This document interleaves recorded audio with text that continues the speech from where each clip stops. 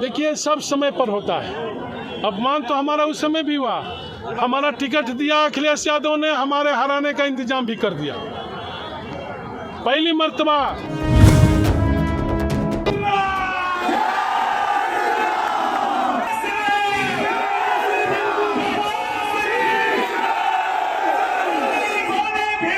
लेकिन जिसका बाप नहीं रहता है ना, तो परिवार में और राजनीति में कोई पूछने वाला नहीं मिलता है। देख लीजिएगा, आज कल परसों अखिलेश यादव को भी कोई नहीं पूछेगा। अखिलेश यादव भी हम लोग से ज्यादा दुखी होकर के समाज में घूमने का काम करेगा।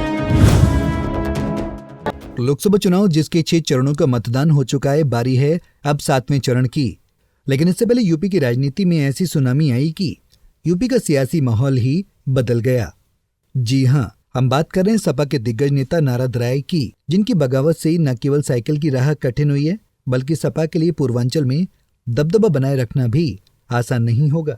दरअसल मुलायम सिंह यादव के करीबी और बलिया के कद्दावर नेता नारद राय ने 40 साल बाद पार्टी से इस्तीफा दे दिया है।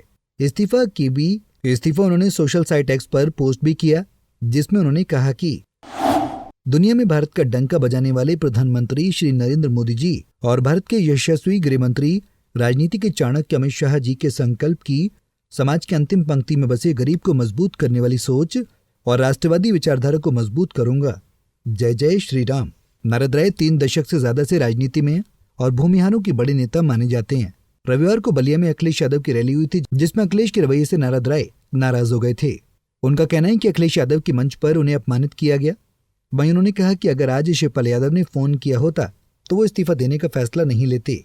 देखिए, सब समय पर होता है। अपमान तो हमारा उस समय भी हुआ।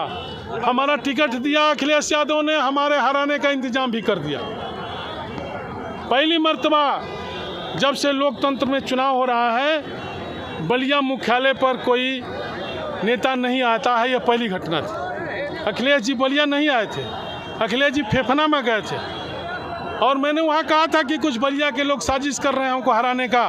उन्होंने कहा, अरे छोड़िए, जनता आपके साथ है। यह नेता का आचरण नहीं है। नेता का आचरण है, नीरज शेखर का चुनाव चल रहा था, कुछ लोगों ने कहा कि नेताजी अम्बिका चौधरी कुछ ढीले चल रहे हैं और नेताजी सेफ हाउस में ले गए। उन्होंने कहा, अम्बिका चौधरी राजनीति बर्बाद हो जाएगी अगर नीरज शेखर चुनाव हार जाएगा तो। अच्छा लगा। अखिलेश यादव, कल घटना हुई, आज तक किसी से कुछ कहा? कोई हमारे यहाँ अपना खेद व्यक्त करने आया कि हमसे गलती हुई, चाहे यहाँ का संगठन हो, चाहे यहाँ का उम्मीदवार हो।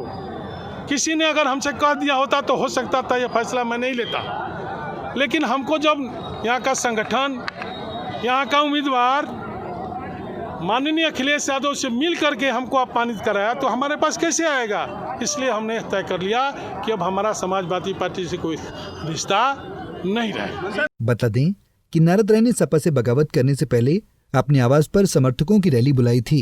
उन्होंने मुलायम सिंह यादव को भी याद किया था। उन्होंने कहा था कि नेताजी का सेवक रहा हूँ। नेताजी ने कहा था, यदि अपने लोगों के सम्मान पर आँच आए तो किसी से भी बगावत कर जाना, लेकिन झुकना मत। उन्होंने कहा कि नेताजी, आपका दिया गुरुमंत्र अंतिम सांस तक याद रखूंगा और अपने लोगों के लिए सदैव लड़ूंगा। भाई, मैं कहाँ हूँ मैं तो पता ही नहीं है। नारद राय जी, समाजवादी पार्टी का राष्ट्रीय अध्यक्ष हमारा नाम ही नहीं जानता।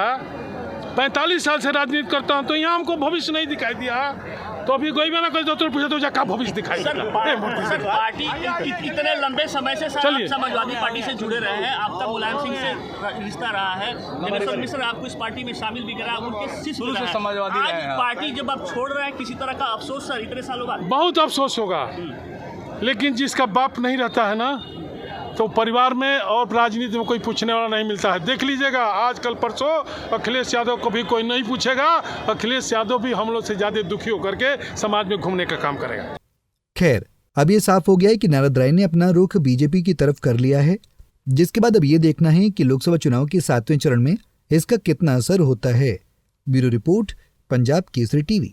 हमसे जुड़े रहने के लिए हमारे YouTube चैनल को सब्सक्राइब करें और नई वीडियो की नोटिफिकेशन के लिए बेल आइकॉन को दबाएं। अगर आप ये वीडियो Facebook पर देख रहे हैं तो लाइक जरूर करें और ज्यादा से ज्यादा शेयर करें। धन्यवाद।